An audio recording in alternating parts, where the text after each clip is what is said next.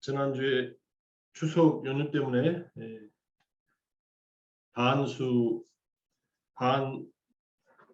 과반수라고 해야 되나? 반이 못 들어오셔서 한 1시간 정도 좌담하고서 마무리했습니다. 네. 추석들은 잘 보내셨나요? 네. 예, 잘 보냈습니다. 추석이 벌써 지난 지 한참 됐네.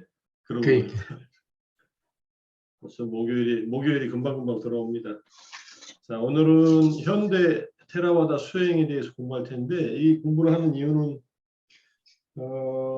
제가 아날라야 스님 책을 이렇게 보다 보니까 아날라야 스님이 3가지 전통의 수행을 하셨더라고요. 제일 먼저 1990년에 90년이니까 벌써 32년 전이네요. 제가 미얀마 가기 1년 전이네요.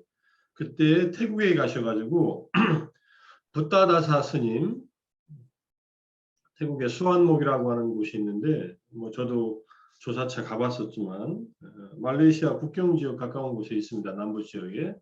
붓다다사 스님께서 92년도에 입적하셨는데, 입적하시기 2년 전에 가셔가지고 거기서 호흡 명상 아나파나사티를 이제 처음으로 접하셨다고 하고, 뭐 그때 아마 기억은 좋았는데, 지금 이제 아날라야 스님이 쓴 이제 수행에 관한 책 중에서 호흡 명상에 대한 책이 있어요. 지금 가방에 있다. 이제 호흡 마음 챙김 명상이라는 이런 책이 있습니다. 책도 수행에 관련된 책 중에서 필요한 책이니까 나중에 필요하시면은 사서 보시고요.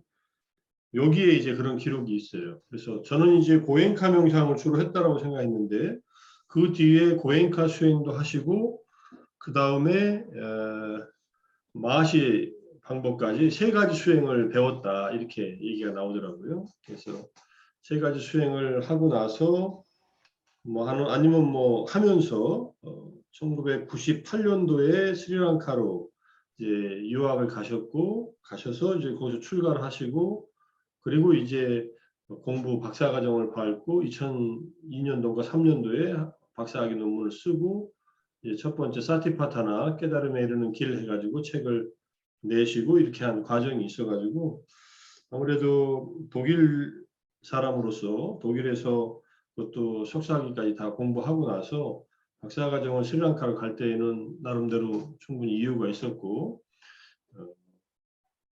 이렇게 호흡 명상을 위주로 수행을 하고, 또 마하시 사회도의 마하시 위파사나 수행도 해보고, 또 고엔카 수행도 해보고, 이것들이 결합되어 있는데, 그러면서도 또 자기 나름대로 마음챙김 확립 수행이라고 하는 이 염처경에 따라서 이 수행할 수 있는 나름대로의 길을 제시하고 있고, 우리 마음챙김 확립 수행 저 책의 맨 뒤에 보면은 이것이 유일한 길이 아니라 내가 제시하는 게 나도 하나의 길을 제시한다, 이렇게 설명을 하고 있어서 나름대로 당신 나름대로의 수행을 배운 것과 공부를 한 것과 그 다음에 자기 나름대로 또 이게 하나의 수행 방법을 내놓는 것이, 그걸 이해하기 위해서는 마음챙김에 대한 이해도 필요하지만은 또 마음챙김 확립 수행으로 들어가기 전에 테라와다 수행에 대한 공부가 한번 개발하는 게 좋겠다 해서 이번 2번째 강의는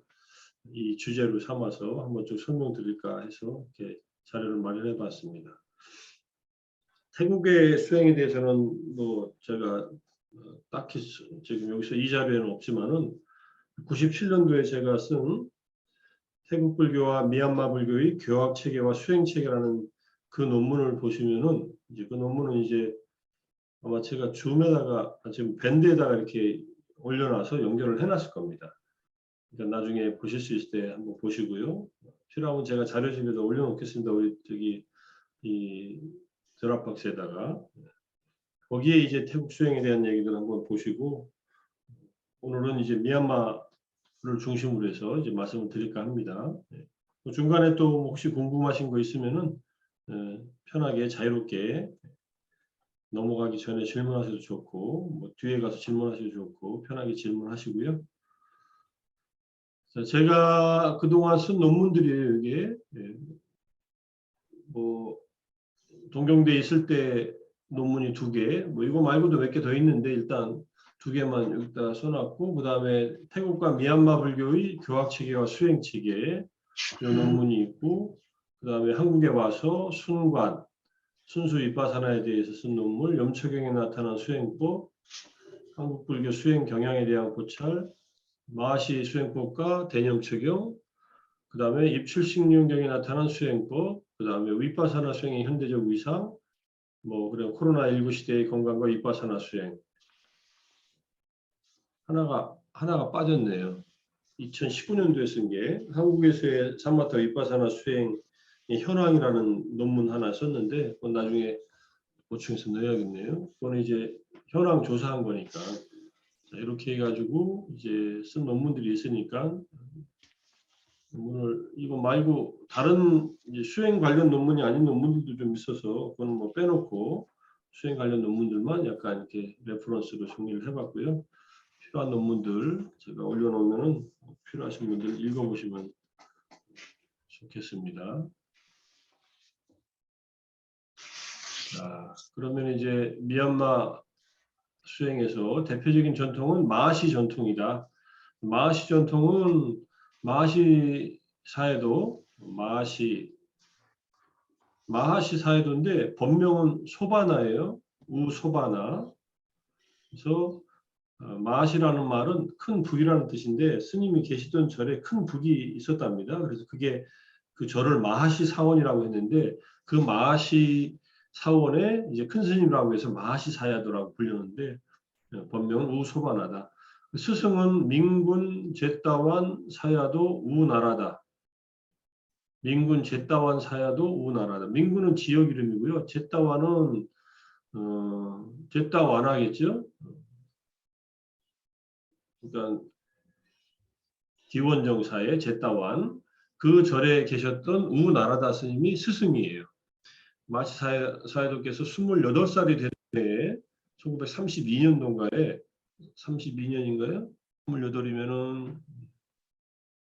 28, 32년 그때에 가셔가지고 스님이 계신 곳에 가서 이제 직접 수행을 하고 보신 그런 내용들이 나옵니다. 그래서 스님의 스승부터 시작해서 마하시 사야도, 그 다음에 이제 우빤디타 사야도, 그 다음에 우자나카 사야도, 그리고 이제 세오민 전통이 이렇게 있는데, 세오민 전통에서는 세오민 사야도 우꼬살라, 그 다음에 이제 현재 우떼자니아 사야도가 있는데, 마하시 사야도의 전통이 바로 이은분이 우빤디타 사야도고, 그 다음에 우자나카 사야도도 뭐 지금까지 살아계시면서, 지금 몇 세세요? 96세신가요? 95세인가? 100세 이제 다 돼가시네. 5년 남았네. 네. 어쨌든 우빤디타 사야도도 95세까지 사셨고, 우자나카 사야도도 아직 건강하신 것 같으니까 3년 전까지만 해도 가서, 코로나 전에는 가서 뵙고 직접 명상을 지도받았는데 이런 전통들이 있다는 거. 세우민 전통은 세우민 사야도, 꼬살라 사야도가 마하시 센터에서 1950년부터 60년대 초반까지 계시다가 일찍 나오셨어요. 그래가지고 수행을 하시고 마음을 관찰하는 수행을 위주로 수행을 이제 가르치셨고, 그 다음에 그 후계자로서 그 당시에 2002년도 입적하시기 전에 후계자를 정해놓고 가셨는데 20년 전에 당시에 이제 40 정도 됐던 우떼자냐 사이도한테 수행을 지도하는 역할을 맡기셨어요.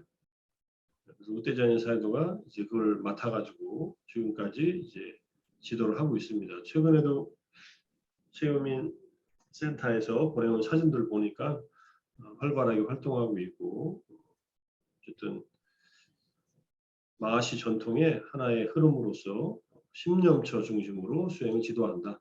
또 한국에서도 많은 분들이 우떼자냐 사이도한테 배우고 온 많은 분들이 심념처 수행을 하고 있고, 뭐 자료들을 법회도 자주 하고 법문도 많이 하니까 이제 접하실 수 있는 기회가 있으실 겁니다. 자, 이렇게 해서 마하시 전통이 하나가 되어 있고요. 그 다음에 이제 그것과 다른 전통으로서 술룬사야도 있는데 술론 사유도는 굉장히 독특한 분이세요. 이분은 누구한테 지도도 안 받고 혼자 수행해가지고 혼자 깨달음을 얻으셨다고 합니다. 그래서 아라한이 되셨다고 하는데 본래 마하시 센터의 초대 그 수련 원장을 모실 때 1947년도인가요? 그때 술론 사유도를 모시려고 했답니다. 술론 사유도께서 이미 당시 아라한이 됐다고 하는 소문이 이미 났었고 그런데 이제 술론 사유도께서는 교학을 공부한 적이 없어요. 그냥 농부로서 농사 짓다가 수행법에 대한 그냥 힌트만 얻고 혼자 수행해서 깨달음 얻으셔가지고 뭐 깨달음 얻었다는 것을 의심하는 분들은 없지만 이분이 교학에 대한 것이 약하기 때문에 마하시 센터의 원장으로 모시지 않았다는 말이 이제 있습니다. 어쨌든 이 시대에서 아라한이 됐다고 공표한 그런 분 중에 한 분이다. 근데 이분이 아라한이 됐다는 것을 자기가 얘기한 것이 아니라 다른 스님들이 이걸 검증해주는 작업을 거칩니다.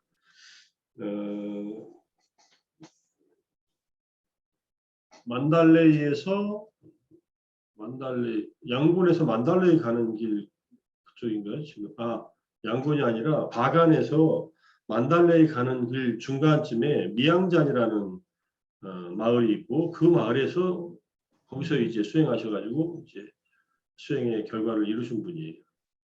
뭐 저도 몇 년 전에 지금 한 20여 년 전에 갔었는데 뭐 수진에 이렇게 유체를 그냥 모셔놓고 있어요. 유리관에다가 그대로 이렇게 미라처럼 돼가지고 이렇게 모셔져 있는데 뭐 어쨌든 스님이 유언으로 내 시신을 화장하지 말고 그냥 둬봐라 어떤 일이 일어나는가 하니까는 그냥 뒀더니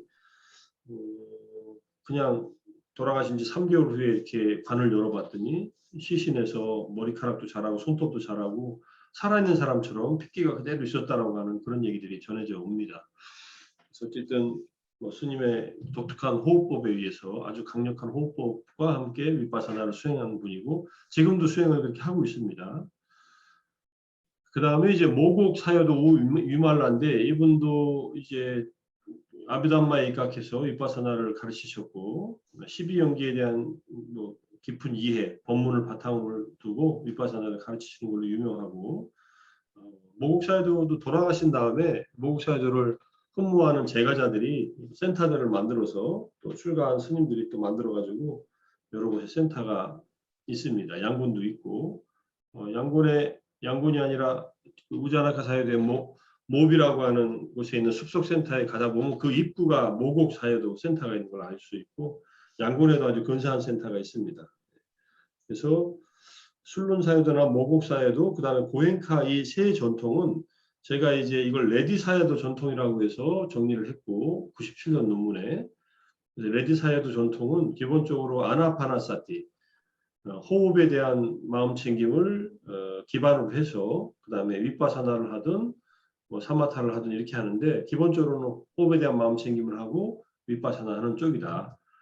그래서 이제 모국사회도 계통도 그렇게 수행을 하는데 12연기에 대한 교리적 이해를 같이 결합시켜서 한다. 이렇게 보시면 되고 그 다음에 이제 고행카 전통인데 고행카 전통은 레디사야도부터 시작해서 레디사야도께서 1846년에서 1923년까지 사셨으니까 레디사야도는 스님들한테도 많이 가르쳤지만은 특히 제가자들한테 많이 명상을 가르쳤다고 합니다.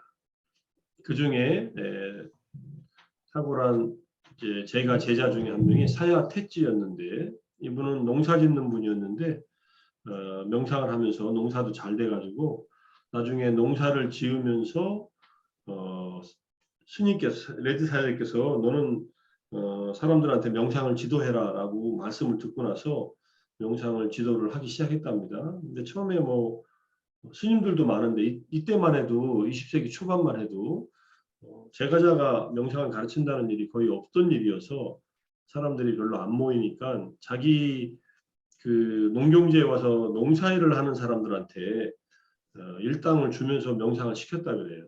그러니까 10박 11일 명상을 시키면서 10박 11일치의 일당을 줄 테니까 농사일보다는 명상을 하자 해가지고 뭐 이렇게 시작을 했답니다. 그래가지고 그때는 일당을 주고 명상을 시킨 사례고요. 명상 수당을 준 거죠, 일종의. 그런 일이 있으면 좋겠죠. 그래서 명상도 배우고 돈도 받고. 자, 그래서 사야테찌가 그렇게 해서 명상을 가르치는 와중에 오바킹이라고 하는 당시 공무원이었는데 이분이 와서 사야테찌 밑에서 명상을 배웁니다.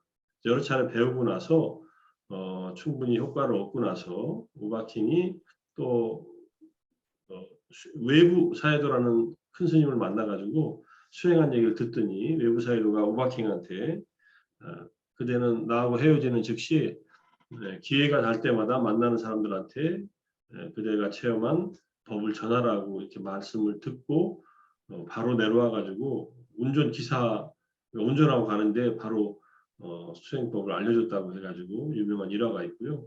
그 우바킹 밑에 이제 고엔카지가 사트야 나라얀 고엔카지가 수행을 하기 시작합니다.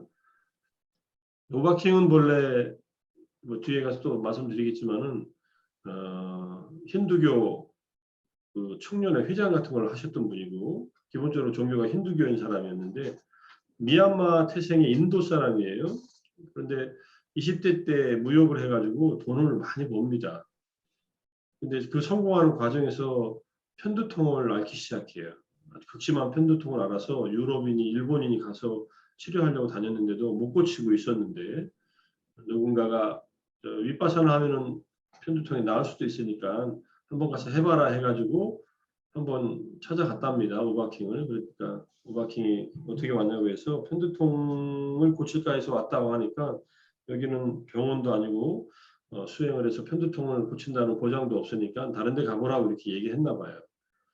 그러니까 뭐 여러 가지 얘기 나누다가 뭐 편두통이 나을 수도 있지만 그걸 위해서 명상을 하는 것은 옳지 않다 이렇게 얘기를 듣고 몇 달 동안 고민을 하다가 한번 시도해보자 해가지고 와서 10박 11일 코스를 하면서 우바킹이 지도하는 인터내셔널 메디테이션 센터 양고에 있는 센터에서 하면서 좋은 효과들을 보면서 16년 정도를 스승 밑에서 쭉 수행을 합니다. 수행을 하면서 이제 그 스승의 센터를 계속 후원하면서 스승 이제 수행을 하다가 1969년인가 어머님이 인도에 가 계셨는데 어머님 뵈러 가면서 이제 인도로 가겠다고 해서 보드가야 쪽으로 가가지고 69년부터 보드가야에 가서 거기 있는 미얀마 사원에서 지금도 있지만 이제 윗바사나를 지도하기 시작했답니다. 10박 11일 코스. 그때 69년 70년도에 인도에서 고엔카를 만나서 수행을 배웠던 사람들이 지금의 조셉 골드스틴 또는 샤론 사스버그, 그 다음에 이제 데니엘 골맨 이런 분들, 그 다음에 이제 저기 뭐야 리차드 데이비슨 이런 분들이 다 인도에서 고엔카지 밑에서 이제 수행을 했던 분들이에요. 그렇게 해서 이제 인도를 중심으로 해서 인도 전역에 수십 군데, 전 세계 100여 군데 상설센터가 생기고 비상설센터도 그보다 더 많은 센터가 생겨서 지금 세계적으로 마하시 전통과 가장 넓게 알려진 위바사나 전통은 고엔카 전통입니다. 여기다 태국에 대한 얘기는 안 써놨지만 태국은 이제 숲속 전통과 아찬 문 스님의 제자로서 아찬 차 스님의 숲속 전통과 그 다음에 남쪽 지방에 수완목이라는 데서 있었던 붓다다사 스님의 또 호흡 수행이 이제 태국의 기원을 두고 전 세계에 알려진 그러한 수행법이라고 할 수 있습니다. 자, 이게 이제 고엔카 전통까지가 일단 하나의 전통이고 그 다음에 파욱 전통이라는 수행법은 이제 파욱 사야도 아신, 아친나, 아신은 이제 비구 스님을 존칭하는 말이랍니다. 사야다는 이제 스승이라는 말이고 큰 스님이라는 말이고 그래서 파욱 센터에 파욱 또야라고 해서 그 숲의 이름이 파욱이에요. 파욱 숲 속에서 지도하신 아신 아친나 스님께서 파욱 우리가 흔히 말하는 파욱 스님께서 1980년대 초반부터 시작해서 이제 대략 40대 후반에 이제 그 센터를 중심으로 사마타 수행을 온전하게 닦으면서 윗바사나를 전형할 수 있는 그런 수행을 이제 가르칩니다. 파욱 사이드는 1960년대 그러니까 20대 후반 그때 63년, 64년도에 마하시 센터에 가가지고 당시에 이제 마하시 사회도께서 계셨지만은 오빤지타 사회도로부터 지도를 받으면서 6개월간 윗바사나 수행을 했다고 합니다. 윗바사나 수행을 하고 나서 자기가 하고 싶은 수행은 이 수행이 아니라는 것을 자기가 스스로 알고서 나와가지고 여러 곳에 스승들을 찾아다니면서 이제 사마타 수행, 삼매 수행을 위주로 해서 수행을 배웠다 이렇게 얘기를 합니다. 그래서 이 전통에 대해서 이제 지금 이제 우리나라의 파옥에서 수행하고 오신 분들도 꽤 많이 있고 지금은 뭐 못 가지만 많이 하고 와서 가르침을 펴는 곳들도 있으니까 현재 우리나라에서 어느 곳에서 이런 수행들을 하는가에 대해서는 제가 2019년도에 쓴 논문 나중에 보시고요. 확인해 보시고 뭐 벌써 2, 3년 지나가지고 또 변경된 점도 있지만은 뭐 어쨌든 그런 논문들이 있으니까 한번 참고해 보십시오. 자, 그래서 이제 요분이 이제 민군 사회도 우나라다 제타완 우나라다 사회도예요. 요분 윗바사나를 가르치셨고 사티파타나 윗바사나. 그러니까 윗바사나의 전통은 두 가지 또는 세 가지 전통이라고 할 수 있겠네요. 기본은 순수 윗바사나 수행인 사티파타나 윗바사나, 마음챙김 확립을 통한 윗바사나 수행이 지금 이 순수 윗바사나로서 마하시 계통의 수행이고, 그 다음에 레지사이도 계통을 아나빠나사티 윗바사나라고 합니다. 아나빠나사티를 닫고 윗바사나로 가는 전통. 그런데 파욱 전통은 아나빠나사티를 사마디, 삼매를 이룰 때까지 닫고 가는 윗바사나 수행. 그것은 뭐 하나 더 끼운다면 아나빠나사티, 사마디, 윗바사나. 아나빠나사티를 닦는데 호흡 명상을 하는데 호흡 명상을 통해서 초선, 2선, 3선, 4선까지 들어가지 않고 근접 삼매 정도만 이루고 마음의 안정, 5개, 5가지 장애의 안정을 이루고 나서 그리고 나서 이제 윗바사나로 들어가는 게 아나빠나사티 윗바사나라고 한다면 파옥센터에서 가르치는 윗바사나는 아나빠나사티를 통해서 사마디를 경험하고 초선, 2선, 3선, 4선을 경험하고 나서 다른 이제 사마타의 여러 가지 수행법들을 하게 할 수도 있고 그 다음에 바로 윗바사나 쪽으로 들어가서 이제 윗바사나를 하기도 하는데 어쨌든 그쪽은 아나빠나사티, 사마디, 윗바사나다 이렇게 얘기할 수 있겠습니다. 그래서 젊은 시절에 이제 마하시 스님이 가셔가지고 이제 수행을 하셨다. 마하시 스님은 실제로 보시면 알지만은 오랫동안 수행하신 게 아니에요. 가셔가지고 스승 밑에서 딱 4개월을 수행하십니다. 4개월. 저도 4개월 동안에 그러면 어디까지 수행하셨지? 근데 그 어느 경지에 이르렀다든지 어떤 수행을 어디까지 도달했다든지 이런 얘기는 없어요. 그래가지고 그런데 이제 예상컨대 추측컨대 뭔가 내적인 열반의 체험은 있으셨다라고 이렇게 추측할 수는 있습니다. 열반의 체험이라는 것은 이른바 소타판나의 체험이든지 뭐 더 깊은 체험이든지 뭐 그런 체험은 하셨다라고 저도 뭐 정확하게 그렇게 딱 찔러서 얘기하는 분들이 없어서 뭐 이렇게 들리는 말에 의하면은 들리는 말이니까 그냥 들리는 말로 들으세요. 아나함까지는 가시지 않았나 하는 얘기는 사람들이 합니다. 근데 뭐 아나함까지 가셨는지 안 가셨는지는 범부들은 알 수 없으니까 그런 판단은 하지 않는 게 좋다라고 부처님께서 말씀하셨으니까 너무 어느 과까지 갔다는 것은 그렇게 중요하지 않다는 것으로 나중에 스승을 찾을 때는 그런 스승이 중요하지만 마하시 스님이 왜 우나라다 스님께 가서 수행을 배웠냐면요. 스님의 전기를 보면은 스님께서 수행을 하시고 나서 수행을 이제 8살까지 쭉 교학을 하시다가 또 강사였어요, 원래. 그러다가 수행의 마음을 먹고 누구한테 배우면 좋을까라고 이걸 이제 결정하려고 하는데 어떤 전통이 이제 있었냐면은 틸론 사회도라고 이제 19세기 말에 요 우나라다 스님이 1868년이잖아요. 그때 19세기 말 만달레 왕국에 민돈 왕이 있었는데 그 민돈 왕 때 5차 결집이 이루어지는데 그 민도낭의 수행을 가르쳤던 스님이 티일론 사해도예요. 이 티일론 사해도가 계셨는데 이 스님께서 그런 깨달음의 어떤 팔라사마파티 과정에 들었다는 소문이 이미 미얀마 사람들한테 쭉 있었습니다. 스님이 젊었을 때였으니까 그래봐야 시간적으로 5, 60년 전이니까 1930년대 수행하러 가셨으니까 그래가지고 그 얘기를 듣고 나서 그러면 그 스님의 제자들한테 가서라도 배워야겠다. 그 스님이 이미 입적하셨으니까 그래서 수소문을 해가지고 그 스님의 제자로서 현재 민군 제타완 우나라다 사해도께서 윗바사나를 가르친다는 말을 듣고 그쪽으로 간 겁니다. 민군 지역으로. 그래 가가지고 이제 4개월 동안 정진하셨다. 4개월 동안 정진하시면서 이제 누워서 잔 적이 없답니다. 4개월간. 우리 말로 하면 장좌불안을 하신 거죠. 근데 스님의 명상 경험에 대한 얘기를 또 여러 가지 책들을 보다 보니까 졸리기도 하고 왜 이렇게 수행하지 이런 생각도 일어나고 그랬나 봐요. 처음부터 딱 이게 이거다 하고서 하신 게 아니라 그게 이제 스님의 윗바사나 수행 가이드 책이나 여러 가지 책들을 보면은 초창기에 스님이 우나라다 스님 밑에 가서 수행했던 그 내용들이 좀 나옵니다.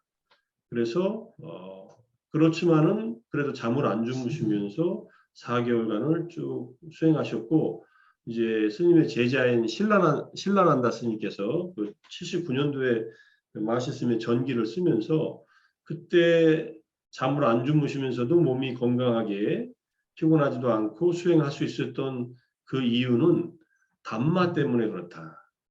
담마. 이때 담마는 나중에 이제 제가 작년도에 쓴 코로나19 시대의 윗바사나 수행이라는 책에서 수행과 건강에 대한 그 논문에서 찾아보니까 그때 담마는 칠각지예요. 칠각지가 경험되거나 칠각지를 아라한들이 회상하면은 몸의 병이 나아요. 그 내용이 경전에 있어요. 그리고 그런 내용을 또 써놓은 이 책이 아날라이 스님이 여러 가지 책을 많이 썼는데 Mindfully Facing Disease and Death라는 책이 있어요. 이게 붓다의 영적 돌봄이라는 책으로 번역됐어요. 붓다의 영적 돌봄, CIR에서 나왔는데 이것도 저도 며칠 전에 받아가지고 이거 저는 보기 전에 이제 영어로 쓴 논문들 뭐 기디만 안다 경이라든지 아날라이 스님의 영어로 쓴 논문을 보고서 제가 제 논문 쓸 때 인용하고 그랬거든요.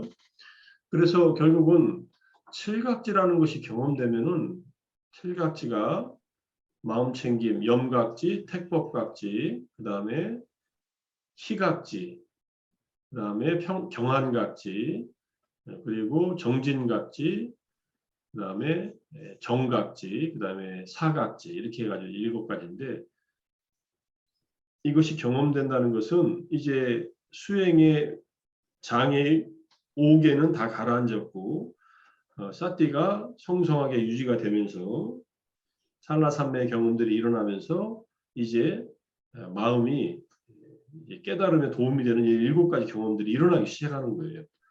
이거는 이제 윗바사나 10가지 번뇌, 윗바사나 오빠킬레사라고 하는 번뇌하고 연결돼서 칠각지의 경험은 그 안에 거의 다 포함되고 그 다음에 빛과 믿음과 같은 2가지 좋은 경험들이 더 일어나고 마지막에 이제 미세한 집착이 일어난다 해서 집착 때문에 이 경험들이 전부 번뇌로 오염된다라고 하는 그런 얘기가 나오거든요. 그래서 어쨌든 칠각지의 경험이 일어나면서 스님은 몸의 건강도 유지하면서 잠도 자지 않고 그렇게 정진을 할 수 있었다. 이렇게 이제 얘기하고 그걸 담마 세라피라고 하는 말을 씁니다. 그래서 담마 세라피라는 그 책자가 있어요. 아예 마하시 전통의 수행자들이 윗바사나 수행을 해서 뭐 심리적인 질병보다는 신체적인 질병이 나은 사례들을 많이 모아놨어요. 이게 인터넷으로 치면 나옵니다. 담마 세라피 마하시 트레디션 이렇게 치면은 저도 제 논문 쓸 때 그 책 PDF 파일을 보면서 정리해서 썼는데 91년도에 제가 미얀마에 갔을 때도 빠니따람에 수행할 때 거기서 수행하시던 어떤 간호사분도 후두암에 걸려가지고 위험했는데 윗바사나 하면서 많이 가라앉았고, 그래서 센터에서 여러 사람들 돌보는 일을 하고 계신 분이 있었거든요. 작은 책자로도 나왔고. 그래서 윗바사나 수행을 하면서 칠각지가 강하게 경험될 때 일어나는 그러한 좋은 담마의 체험이 마음의 안정은 물론 몸의 건강도 이렇게 회복시켜 줄 수 있다는 얘기가 나옵니다. 부처님 당시 때는 모칼라나 존자나 마하카사파 존자가 몸이 이제 아라한이 되고 난 뒤지만 몸이 심하게 그 병에 걸렸을 때 부처님이나 부처님의 시킨 다른 제자들이 가서 칠각지에 대한 설명을 해주는 것을 들으면서 바로 병이 낫는 사례들이 나오거든요. 그것과 연결시켜서 이렇게 얘기하고 있다는 것을 최근에 이제 확인을 했습니다. 어쨌든 그렇게 정진하셔가지고 4개월 하시고 더 하려고 했는데 은사 스님이 편찮으신 바람에 자기 고향 마을에 절로 갑니다. 근데 갔더니 스님이 좀 있다가 입적을 하셔요. 이 사례는 어떻게 이해해야 되냐면은 청정도론에 보면은 자기 부모님이나 은사 스님이 편찮으실 때는 수행하지 말라. 그분을 간호해라. 이렇게 나와요. 간병하라고. 다른 사람들은 괜찮아요. 가족 중에서 부모님만 거기 해당하더라고요. 자식이나 배우자가 들으면 섭섭할지 몰라도 어쨌든 부모님과 스승님이 편찮으실 때는 수행 떠나지 말고 간병하라. 그리고 그게 회복되거나 또는 회복이 안 돼서 돌아가시면은 그 일을 다 정리해놓고 그 다음에 수행하러 가라. 이렇게 나와요. 그러니까 은사 스님이 의독하라는 말을 듣고서 수행을 더 할 수 없었죠. 그리고 다 알고 계신 분들이니까. 그래서 고향에 갔다가 스님 돌아가시고 그 다음에 스님 돌아가시니까 마하시 스님이 대를 이어서 이제 저기가 된 거예요. 그 절의 책임자가 된 거예요. 주지 스님이.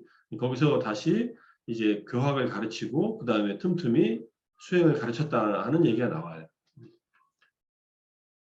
그렇게 하다가 이제 마하시 스님이 나중에 1947년도, 6년도 이때 이제 마하시 센터가 만들어지면서 이제 그곳의 초대 원장으로 이제 운우 수상이 추천해가지고 스님을 모셔오죠. 그래서 이제 마하시 센터라고 하는 게 양곤 한가운데 있는데 그래서 마하시 센터가 만들어진 겁니다. 보통 뭐 한 2, 3천 명이 머물면서 수행할 수 있는 곳인데 지금은 좀 오래된 건물이 많이 있어서 벌써 1940년대 만들어졌으니까 벌써 몇 년 됐어요? 70년 가까이 됐으니까 낙후된 시설들이 많죠. 자, 그건 나중에 또 한번 보겠습니다.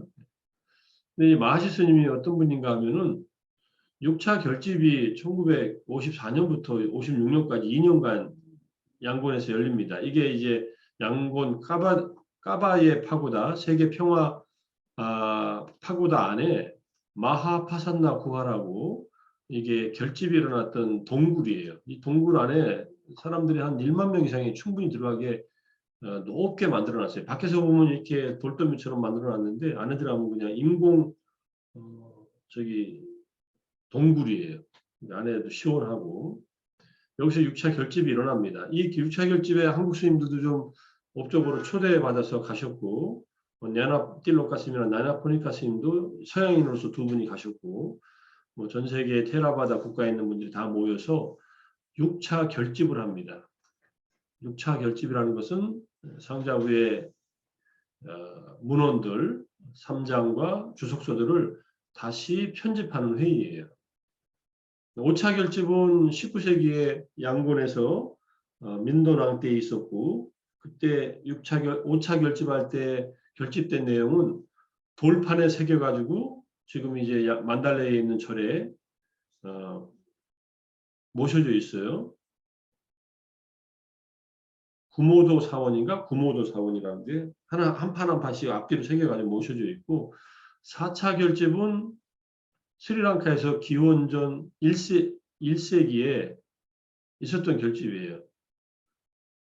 그게 그때 처음으로 이제 경전이 문자로 남겨진 최초의 결집이 4차 결집이에요.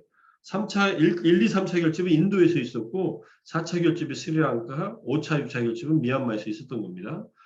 그때에 이 결집을 할 수 있었던 그 배경에는 가운데 사진에 현대 최초의 삼장법사 민군사야도 위치다사라, 이 스님도 출신이 민군 쪽이니까 민군사야도 위치다사라라는 스님께서 1953년도에 현대의 삼장법사로 최초로 이분이 이제 삼장법사가 됩니다. 그러니까 삼장법사라는 분들은 경전을 다 외워요. 경전만 외우지 않고 주석서까지 다 외워요. 다 외우고 다 설명할 수 있고 이해해줘요. 그냥 단순한 암기가 아닙니다. 그래서 이 스님이 삼장법사가 되고 다음 해에 6차 결집이 일어난 거예요. 그때 마하시 스님 연세가 그때 52세였잖아요. 2002년도생이니까. 1902년도생이죠. 1904년도생이구나. 딱 50세였네요. 50세였는데 마하시 스님이 질문자의 역할을 합니다. 그러니까는 1차 결집 때 마하가사파 스님이 했던 질문자 역할을 하고 이 위치다사라 스님이 아난존자의 역할을 하면서 마하시 스님께서 예컨대 디가니카야는 또는 디가니카의 첫 번째 브라마 잘라수타는 부처님께서 어떻게 설하셨습니까? 하면은 이제 민군사에도 위치다사라 스님께서 이와 같이 나는 들었다 하면서 쭉 그걸 다 외우는 거예요. 두 분이 한 분이 질문하고 이제 위치다사라 민군사에도께서 외우면은 다른 수많은 밑에 있던 다른 스님들은 경전을 펴놓고 그것을 외우는 대로 확인하면서 가는 겁니다. 그렇게 다 외워가지고 결집하는데 2년이 걸렸다는 거예요. 뭐 매일매일 했겠죠, 거의. 이렇게 하는데 마시사유도가 그래서 기본적으로 수행에 뛰어난 분이지만 수행하기 전부터 교학에 뛰어났고 수행력과 교학력을 양쪽 다 인정받은 분이다. 근데 민군사유도 위치다사라 스님은 수행을 갖다가 깊게 하시지는 않은 것 같아요. 그래서 우리가 우리말로 번역된 스님의 글 중에서는 대불전경이라고 해서 이제 붓다암사, 마하붓다암사라고 해서 부처님의 일대기에 대한 후타카니카에 있는 경전을 이제 스님께서 확장시켜 가지고 법문을 하고 이제 미얀마 말을 쓰고 영어로 번역되어 있는 책이 있습니다. 우리말로 10권으로 번역되어 있는데 완역은 아니고 제자들에 대한 부분은 조금 뺐지만은 그래도 부처님에 대한 얘기는 10권으로 번역되어 가지고 나온 책이 있습니다. 아마 보신 분들도 있고 도서관에 있으니까 그런 책이 알려져 있고 그 책을 보면은 스님의 그 경전과 주석서를 이해하는 그 폭이 어느 정도인가 하는 것을 알 수 있습니다. 삼장법사는 그 뒤로 한 20여 분이 나왔고요. 1953년 이후로 그러니까 한 70년 동안에 우리 현재 살아계신 분들도 여러 분 계십니다. 최우민 센터의 그 요사에더라고 하는 스님이 삼장법사이시고 저도 최우민 갔을 때 스님 뵙고 법문하시는 거 이렇게 들은 적이 있는데 법문하실 때 뭐 보시는 것이 없어요. 그냥 당신이 원하는 법문을 그냥 그때그때 자유롭게 하시더라고요. 그리고 예전에 순론계통의 사회도 스님이 삼장법사가 돼가지고 한국에 초청해서 오셔가지고 집중에 대한 어떤 그런 그 법회를 하실 때 오셔가지고 법문하신 적도 있고 한 기억이 납니다. 자, 어쨌든 그런 일이 있었고요. 마하시 이게 지금은 이런 사무실이 다 바뀌어가지고 제가 91년도 갔을 때 마하시 센터에 걸려 있었던 사진이에요. 이 사진이 마하시 사회도고요. 유스님이 이스님인 것 같아요. 그래가지고 제자들이 쭉 양쪽으로 요 스님이 이제 우빤디타 스님이고 요 스님이 아마 자틸라 스님 같아요. 여기서 보면 이분이 자틸라 스님이고 우빤디타 사회도인데 그렇게 보니까는 이렇게 있으면 안 되겠네. 자틸라 스 이렇게 앉아 있다는 것은 우빤디타 스님이 이쪽 흑백 사진에서 보면은 우빤디타 스님이 더 사형이라는 뜻이에요. 이쪽에 계신 스님들은 제가 모르고 마하시 스님, 우빤디타 스님, 우자틸라 스님, 우자나카 스님 이렇게. 지금 살아계신 분은 우자나카 스님밖에 없습니다. 연세가 6살밖에 차이 안 나는데 어쨌든 마하시 센터에 스님들이 모여서 정진하는 모습이고요. 여기는 앞에는 스님들이고 뒤에는 제가 남자들이 미얀마 사람들이 앉아 있어요. 그리고 외국 사람들은 따로 수행을 해요. 외국 사람들 남자 수행자들 따로 하고 여성 수행자 따로 하고 뭐 스님들이 워낙 많으니까 이게 탁 발라갈 때 사진 찍은 모습입니다. 이렇게 윗바사나 수행을 스님들만이 하다가 이렇게 수십 명, 수백 명이 한 장소에 앉아가지고 수행하는 전통을 이렇게 만든 게 마하시 사야도부터예요, 사실은. 마하시 사야도의 스승은 그 당시에 거기서 제가자들도 공부를 한 것 같지만은 이렇게 많이 모여서 한 것 같지는 않아요. 마하시 사야도가 마하시 센터에 오셔가지고 이렇게 공개해버려가지고 윗바사나 수행이 대중화되는데 큰 역할을 했고 스님들뿐만 아니라 누구든지 여기서 수행할 수 있는 제가자들이 와서 수행할 수 있는 이런 장소를 만들었다는 것도 윗바사나가 대중화되고 세계화되는데 큰 역할을 했다. 이렇게 이해할 수 있습니다. 마하시 사야도께서 1979년도 입적하시기 3년 전에 79년에 IMS를 방문하세요. 여기 IMS 방문하실 때 여기 보시면은 마하시 사야도 앉아 계시고 오른쪽 우리가 사진으로 보기 오른쪽이 우자나카 사야도예요. 그리고 왼쪽이 신라난다 사야도.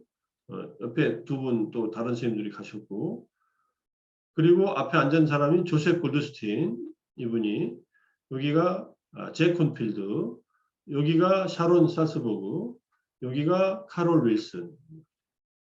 그래서 이분들이 마하시 스님을 모셔다가 여기서 3개월 집중 수행을 지도를 합니다. 3개월을 수행을 하면은 혼자서 다 인터뷰하기 어렵습니다.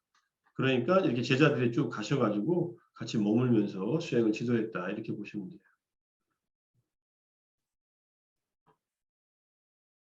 샤론은 제가 이제 쓴 글에서 지혜와 자비의 통합을 꿈꾸다. 조셉 골드스틴은 골드스타인이라고도 하고 골드스틴이라고 하는데 미국인 최초의 윗바사나 지도법사이다. 조셉은 인도에서 샤론도 인도에서부터 수행을 시작합니다. 그 다음에 제 콘필드는 불교 수행과 정신치료 통합에 적극적으로 시도하는 분인데 이분은 태국에서 수행한 분이에요. 태국의 이제 그 숲속 센터에서. 그리고 카롤은 이제 고잉카 수행을 70년대 초반부터 하고 고잉카한테도 하고 그 다음에 여기서 이때도 수행하고 오빤디타 스님한테 쭉 지도를 받습니다. 이분들 다 오빤디타 스님한테 지도를 받기도 하고 이렇게 가르침을 배웠다는 거고요. 1985년도에는 오빤디타 사야도께서 가셔가지고 또 여기서 3개월간 법문을 하시고 그때 법문하신 내용을 책으로 엮은 게 In This Very Life입니다. 바로 이 생에서라는 지금 이 생에서라고 이제 불광에서 예전에 번역돼 나온 책인데 그 책이 85년도에 가셔서 법문하신 책이다. 제가 91년도에 이제 가가지고 판디타라마 가서 법문한 것을 책으로 낸 게 지금 이 순간 그대는 깨어 있는가. 나중에는 윗바사나 수행 얘기를 이렇게 냈지만은 그렇게 이제 법문집들이 오빤디타 스님 법문집들은 그때 나와 있고요. 오빤디타 스님이 이때는 안 가셨죠. 이때 안 가신 이유는 오빤디타 스님은 마하시 센터에 남아가지고 거기서 지도를 했어야 되기 때문에 안 가셨다고 이렇게 알 수 있습니다. 자, 요 사진은 제가 91년도에 이제 10월 달에 이제 미얀마에서 나오기 직전에 한 3, 4일 정도를 이제 스님께서 허락하셔가지고 이제 이렇게 참배를 다녔어요. 탑도 가고 마하시 센터도 가고 이때 마하시 센터를 처음 간 때입니다. 그래서 마하시 기념관에 들어가가지고 같이 사진 찍은 거예요. 이렇게 가살리 보니까 별로 말라 보이지 않네. 이때 몸무게가 67kg가 나왔었는데 이때 피골이 상접했었습니다. 사실은 문성 스님하고 법산 스님, 여기 참명서 법사님 이렇게 같이 넷이서 같이 이제 판디타람에서 머물면서 있었는데 이제 문성 스님하고 저하고 이제 마지막으로 이제 판디타람을 나오게 되니까 같이 이제 다녀보라고 해서 같이 간 겁니다. 자, 그 다음에 이 내용은 교리 내용인데 이 내용들은 설명한 적이 있을 것 같아서 그냥 간단하게 말씀드리면은 이 내용을 여기다 집어넣은 것은 이제 어떤 수행을 하더라도 삼매와 지혜가 결합되는 수행이 된다 이런 뜻인데 사마타를 먼저 닦느냐 윗바사나를 먼저 닦느냐는 차이가 있고 사마타는 마음을 하나의 대상이나 주제에 집중하는 수행이고 윗바사나는 순간순간 몸과 마음에서 일어나는 현상을 있는 그대로 관찰하는 수행인데 우리가 읽는 대념초경은 기본적으로 사마타의 교재이기도 하고 윗바사나의 교재이기도 해요. 그렇게 양쪽 다 사용합니다. 그래서 파옥사에도 대념초경에 있는 아나파나사티 부분을 가지고서 아나파나사티 수행을 이제 가르치시고 그것을 사마타적으로 가게 하느냐 윗바사나적으로 가게 하느냐는 것은 각자의 수행의 어떤 그런 전통에 따라 다른 거죠. 어쨌든 이 두 가지 수행이 기반이 돼서 마음 챙김이 기반이 돼서 사마타도 닦고 윗바사나도 닦는다. 이렇게 일단 간단하게 설명드리겠고요. 그 다음에 법규경에는 지혜가 없는 자에게 선정이 없고 선정이 없는 자에게 지혜가 없다. 선정과 지혜가 있는 자 그 사람은 열반에 가까이 있도다. 법규경은 372 개성이니까 선정만 있고 지혜가 있다. 이것은 어렵다는 얘기예요.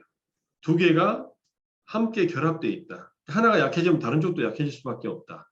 근데 선정과 지혜가 이렇게 설명을 하고 있지만 닦을 때는 따로따로 닦습니다. 지혜를 먼저 닦기도 하고 선정을 먼저 닦기도 하고 삼매, 자나라고 했지만은 이게 사마디. 그래서 두 가지를 닦아 나가면서 서로 보조를 맞춰서 상보적인 서로 간에 상보적인 관계에 있을 때 이제 그것이 좋은 효과를 일으킨다. 열반에 가까이 가게 한다. 이런 뜻이라고 생각할 수 있고요. 그래서 양구타라 니카에 보면은 고요함과 통찰, 지위, 사마타 윗바사나를 닦아야 하는데 사마타가 개발될 때 갈망과 악의, 그러니까 탐심과 분노죠. 탐욕과 진심 이러한 감정적인 본능으로부터 마음이 자유로워져서 이걸 시메타를 얻는다고 합니다. 통찰이 개발될 때는 사물, 법의 진정한 본성을 향하는 더 높은 지혜를 낳고 무지로부터 마음을 영구히 자유롭게 해서 해해탈자가 됩니다. 그래서 마음을 다스리기에 가장 필요한 두 가지 덕목은 바로 고요함과 통찰, 삼매와 빠냐, 정과 해, 그 다음에 사마타와 윗바사나 이렇게 경전에서 얘기하고 있습니다. 이제 마음챙김 확립 수행법 이제 하나라 예수님의 정리에 의해서 보면은 그 안에 우리가 신수신법 안에서 사마타적인 수행법도 있고 윗바사나적인 수행법도 있고 두 가지가 결합되어 있는데 사마타적인 방법도 충분히 우리가 사용해야 되고 또 윗바사나는 안 하면 안 되니까 결합시켜서 7가지 방식의 수행법으로 이제 설명하고 있다라고 이제 이해할 수 있습니다. 나중에 이제 자세히 보겠습니다. 그거는 아란에 이르는 4가지 길이 있다. 고전적으로는 사마타를 먼저 개발한 후 통찰을 개발한다. 그 다음에 두 번째는 통찰을 개발한 후에 사마타를 개발한다. 이게 순수 윗바사나 수행이고 세 번째는 두 가지를 결합해서 개발한다. 네 번째는 수행자의 마음은 법에 대한 들뜸에 사로잡히고 그런 다음 어느 정도 시간이 지나 집중을 얻고 출세하는 길을 얻는다. 이 법에 대한 들뜸은 윗바사나의 10가지 번뇌다. 여러 번 말씀드린 적이 있어서 간단하게 말씀드리겠습니다. 이 윗바사나의 10가지 번뇌는 그럼 윗바사나만 닦는 자에만 생기냐 하면은 그게 아니라 생멸수간지 도입부에 열심히 윗바사나를 닦는 사람들이 이제 빠지는 위험 중에 하나이고 사마타 수행자도 경험한다라고 되어 있습니다. 사마타를 닦는 분도 이 10가지가 경험될 수 있다. 10가지가 뭐냐면요. 빛, 첫 번째가 빛을 경험하기도 하고 깊은 이해가 생기기도 하고 희열이 생기고 심신이 편안해지고 행복감을 느끼고 확신이 생기고 강한 정진력이 일어나고 마음 챙김이 확고하게 자리 잡고 평정심을 유지하는데 이 9가지는 다 좋은 거예요. 1번과 6번을 빼면 칠각지의 경험과 같습니다. 2번은 택법각지, 3번은 희각지, 4번은 경황각지, 5번은 정각지, 삼매, 그 다음에 7번은 정진각지, 8번은 염각지, 마음챙김, 그 다음에 9번은 사각지, 평정각지 이렇게 돼 있어요. 이 현상들에 대해서 미세한 집착과 욕망이 일어난다는 이 10번 때문에 이게 전부 다 이제 물든다 이런 뜻입니다. 우리가 명상하면은 처음에는 일단은 장애물에 부딪혀요. 사실은 부딪히는 게 아니라 이미 있던 것이 선명하게 드러난다고 보는 게 더 좋습니다. 우리가 일상을 살아가면서 늘 오개 속에 살거든요. 욕심도 내고 화도 내고 게으르고 그다음에 졸음에 빠지고 그다음에 불안하고 우울하고 그리고 이제 의심에 사로잡혀 가지고 뭐 법에 대한 의심도 있지만 여러 가지 의심들이 있잖아요. 그러고 살고 있는데 그게 이제 우리 마음을 덮고 있는 다섯 가지 덮개인데 디폴트 모드 네트워크하고 연결시켜서 말씀드릴 수 있고 근데 그것들이 수행을 하면 먼저 나타나요. 근데 그것들을 관찰하다가 내려놓고 나면은 이제 제대로 오온의 경험으로서 또는 12처의 경험으로서 뭔가 마음이 보이기도 하고 관찰하다 보면 이 윗바사나 10가지 번뇌 또는 칠각지의 경험이 나타납니다. 이게 칠각지로 내버려 둬야 되지 집착하면 안 된다는 얘기예요. 그래서 결국은 수행은 수행뿐만이 아니라 어떤 일에도 미세한 집착과 욕망. 근데 우리가 집착하고 욕망이 일어나는 대상들은 좋은 것들이죠. 내가 싫어하는 것들이 경험되는데 집착하고 욕망이 일어나진 않죠. 그것들은 이제 짜증나고 화가 나서 멀리하고 싶죠. 그는 마이너스 집착입니다. 사실은 네거티브 욕망이에요. 파지티브 욕망은 붙드는 거고 네거티브 욕망은 밀어내는 거죠.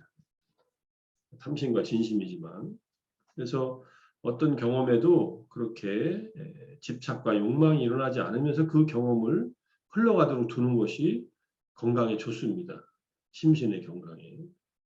그렇게 이해하시고요. 어쨌든 이것을 경험하는 것이 누구에게나 일어나니까 이것이 일어날 때 붙들지 말라 그런 뜻이. 아직 안 일어나신 분들은 아유 나는 붙들기는 뭐가 뭔지 모르는데 경험이라도 했으면 좋겠다 이렇게 생각하시지만은 계속 정진하시고 그러면은 약하든 강하든 이게 오기 시작합니다. 처음에는 약하게 와요. 그러다 점점점 이게 강화돼요. 강하게 오더라도 또는 약하게 경험하더라도 어떤 것도 잡지 말라. 잡지 않으면은 어떻게 되냐면요. 있을 만큼 있다가 경험할 만큼 경험하고 더 이상 안 일어나요.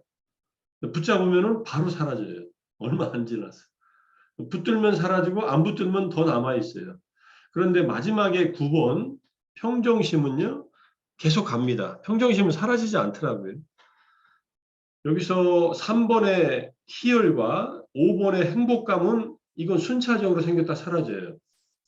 삐띠는 제 경험으로 한 일주일에서 열흘 갔고 행복감도 한 일주일 열흘 갔습니다. 수행하고 그 다음에 행복감이 가라앉고 나서 대체가 되는 게 평정심이에요. 아주 지극히 평온한 마음. 근데 얘는 안 없어져요. 평정심은 그냥 두고 깔고 가는 거예요. 편안한 마음을 깔고 가는 거지 편안한 마음을 알아차려가지고 없앤다? 이건 없애려고 없애는 게 아니에요.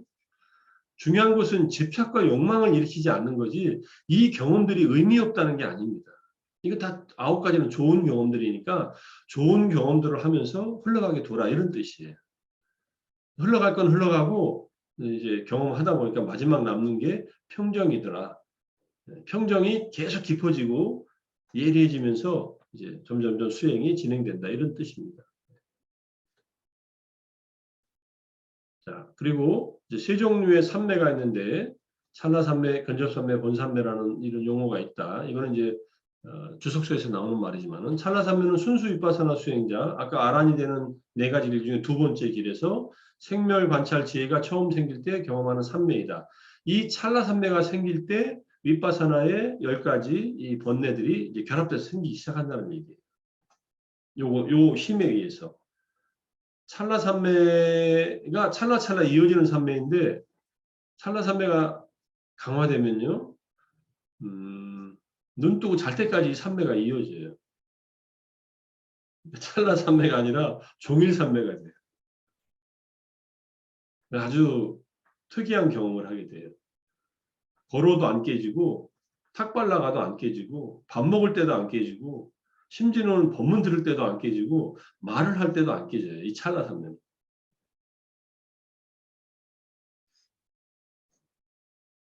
그러니까 찰나삼매를 잠깐이라도 경험하고 해봤으면 좋겠다고 생각하시는데 이미 경험들은 조금씩은 하셨는데 그게 사띠의 이 사띠가 마음 챙김이 딱 확립되어 있어야만 찰나산매가 생겨나요.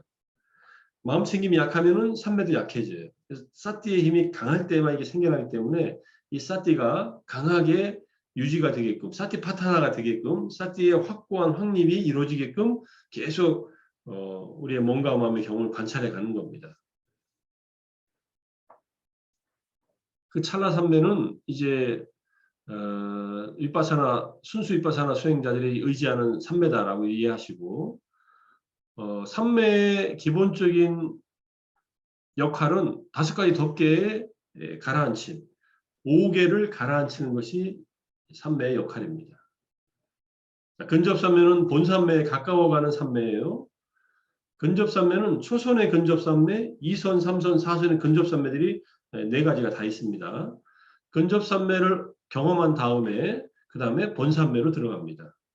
본산매는 색계 사성과 무색계 사정에 해당하고 찰나산매의 경험이 색계 사성과 무색계 사정의 경험과 같은 경험을 찰나산매로 끌고 나가면서 경험을 해요. 본산매에 들어가지 않고도 본산매의 경험을 찰나산매로 경험을 해요. 제가 한 경험으로 보면 색계 사선의 경험을 찰나산매로 이렇게 경험했다고 나중에 이해를 했어요. 처음에 수행할 때는 왜 내가 윗바사나를 하는데 왜 아까처럼 삐띠, 수카, 그 다음에 우베카, 희열과 행복감과 왜 평정심이 이렇게 생겨나지? 처음에 그렇게 생각하다가 그 스님이 계속 수행하라니까 수행만 하다가 나중에 마하시 스님의 살레카 수타에 대한 법문을 보니까 거기에 그 설명이 나오더라고요. 근데 제가 그 2005년도에 마하시 수행법과 대념초경이라는 그 논문에서 그 글을 써놨어요. 그러니까 나중에 한번 보십시오. 그래서 마하시 스님은 이 찰나산매의 경험으로 본산매의 경험이 일어난다는 것, 비상 비비상시의 경험과 유사한 경험까지도 일어날 수 있다. 찰나산매의 이 산매의 힘이 강하면 이렇게 설명을 하시는 부분이 있어요. 그래서 제가 윗바사나 수행을 해도 찰나산매로서 본산매와 유사한 경험을 한다는 것을 이제 이해를 한 거죠. 그런데 그런 설명이 다른 데서는 없어요. 제가 본 걸로는 청정도론에도 안 나옵니다. 그냥 마하시 스님의 설명에만 나와요. 마하시 스님이 이런 경험을 하셨기 때문에 이런 설명들을 하고 계시구나 하는 것을 이제 확인할 수 있었고요. 순수 윗바사나 수행자는 심신의 반복적인 관찰, 오온을 반복적으로 관찰하면서 찰나산매를 얻게 되면은 이제 관찰력에 의해서 찰나산매가 생깁니다. 관찰을 할 때는 사띠파타나 사띠와 그 다음에 바른 정진과 이 분명한 암과 그 다음에 반복적인 관찰 이것이 결합되어 있어요. 마음챙김, 그 다음에 노력, 그리고 반복적 관찰 요것이 결합돼 가지고 계속 진행하다 보면은 이제 찰나산매가 생겨납니다.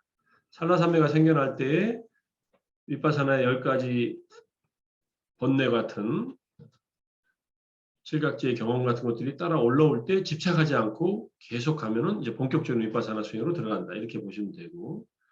그래서 앞에는 반복적 관찰이고요. 뒤에는 윗바사나예요. 반복적 관찰은 아누바사나고 윗바사나는 윗바사나죠. 아누바사나가 찰나산매의 경험을 통해서 윗바사나로 이렇게 깊숙하게 통찰이 되는 겁니다. 윗바사나부터는 이제 무상고무화가 선명하게 이제 경험되기 시작하니까. 사마타 수행자는 사마타 수행을 합니다. 호흡 명상, 자해 명상, 부종관, 죽음 명상 이런 것들을 해요. 우리가 이제 대념초경 안에서 염초경 안에서 우리가 읽을 저 교재 안에서 이제 그 바퀴살이 7개가 있다고 하는데 7개 중에서 이제 몸에서 일어나는 이제 시신을 보고 하는 수행, 부종, 그다음에 시신을 보고 하는 것은 죽음 명상이고 그다음에 신체 해부학적인 부분, 부정관 수행, 그다음에 기본은 이제 몸에 대한 마음 챙김이니까 호흡 명상이든 그다음에 4대 관찰 이런 것들이 반복적으로 이제 관찰하고 또 집중하고 관찰하다 보면은 삼매의 힘도 어느 정도 생기고 반복적 관찰이 이루어지면서 이제 찰나산매 쪽으로 가는데 그거를 사마타 수행처럼 근접산매까지 가게끔 수행할 수도 있습니다. 얼마든지. 그렇게 근접산매까지 가면은 이제 사마타 수행자가 되는 거고, 그래서 근접산매를 얻거나 또는 본산매까지 들어간 다음에 이제 고행 윗바사나로 가는 방법. 근접산매 아나파나사티로 근접산매까지 간 다음에 윗바사나라는 게 고행카 방식이라고 한다면, 파욱 방식은 이제 사마타 수행, 호흡 명상 등등을 통해서 본산매를 경험한 다음에 그리고 윗바사나로 가는 게 파욱 수행이다. 파옥이라고 했다, 파욱이라고 했다는데요. 두 개 언어가 써도 괜찮습니다. 파욱과 파옥의 중간점 발음을 합니다. 자, 그래서 마하시 윗바사나 수행 들어가기 전에 이제 약간 전초적인 설명을 드린 거고요. 마하시 윗바사나 스님의 저술은 굉장히 많아요. 영어로 된 저술은 여기에 있고요. 그 다음에 우리말로 번역된 것도 꽤 있습니다. 제가 이게 공개된 자료들 확보한 것들을 영어하고 우리말 저술 이렇게 모아가지고 따로 이렇게 올려드릴게요. 뭐 연기법에 대한 것도 있고 번역된 건데 법보시용으로 이렇게 공개한 것들은 제가 입수한 것들을 이제 공개해 드릴게요. 그 다음에 마하사티파타나 수타 대념처경 대역 이거는 우리가 이제 저 마음챙김 확립수행을 공부할 때 기본적인 참고 도서로 제가 써놓은 거고 그 다음에 이제 3년 전에 번역된 윗바사나 수행 방법론 사실은 처음 번역된 것은 2015년인가 13년인가 처음 번역됐을 거예요. 이 책이.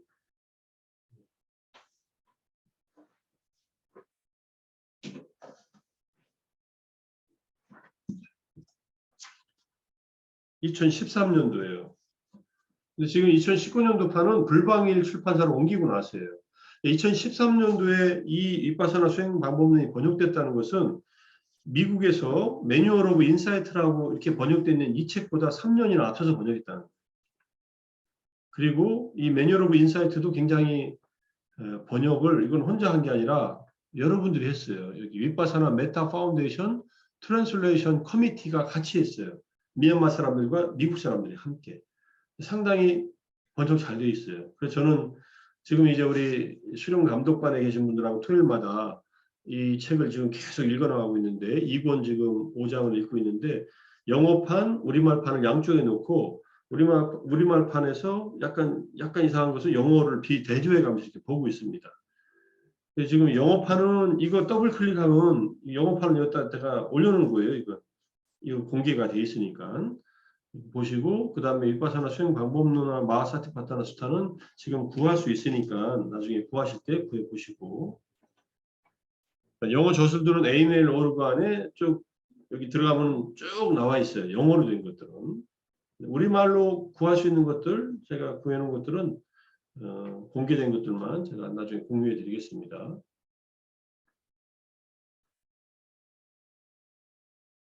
여기까지 되어 있고 이제 마하시사이도의 실제적인 윗바사나 수행 방법론에 대한 얘기인데 마하시사이도 몇 장 남았죠? 하나, 둘. 아직 한참 남았네. 마하시사이도 하다가 끝나겠네요.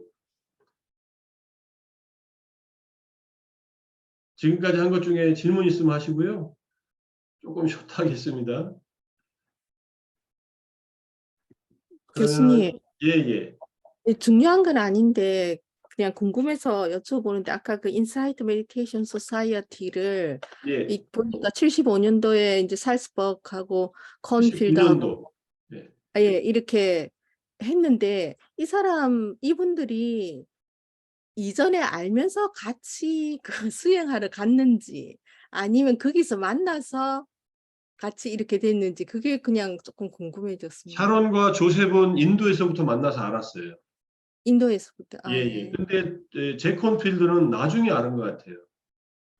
그러니까 이분들이 같이 모인 게 1975년도인가 그 만나서 74년도인가 75년도에 그 콜로라도 볼더에 있는 나룻바 인스티튜트 지금은 나룻바 유니버시티가 됐죠. 나룻바 대학에서 그때 이 세 사람이 모여가지고 그때 처음으로 윗바사나를 거기 모인 사람들한테 윗바사나를 가르칩니다. 75년도에 가르쳤나요? 그리고 그 다음 해에 그 해의 겨울에 다시 모여가지고 IMS가 그때 만들어져요. 그러니까 보스턴 지역에 사는 이제 그 분들이 카톨릭 수도원 이 IMS 센터를 사가지고 이 세 사람을 이제 지도법사로 모셔요. 세 사람이 같이 가죠. 저희 같이 쭉 활동하다가 89년도에 제콘 필드는 88년도에 이제 이쪽 스피릿락이라고 해서 캘리포니아 샌프란시스코 지역으로 넘어오죠. 근데 샤론과 조셉, 근데 세 사람이 같이 떠난 건 아니에요. 샤론과 조셉은 아예 인도에 가서 수행을 시작했고, 제콘 필드는 평화봉사단으로 태국에 갔다 거기서 이제 승려가 돼가지고 공부를 했고, 그 다음에 카롤 윌슨도 인도에 가서 고잉카지한테 70년인가 71년부터 수행을 했고, 그 당시에 많은 미국인들은 인도 쪽으로 갑니다. 근데 인도에 가니까 고잉카지가 윗바사나를 가르치고 있어서 그걸 이제 접한 거죠. 네, 감사합니다. 예, 예. 지금 50분까지 쉬겠습니다. 한 7분 정도. 예.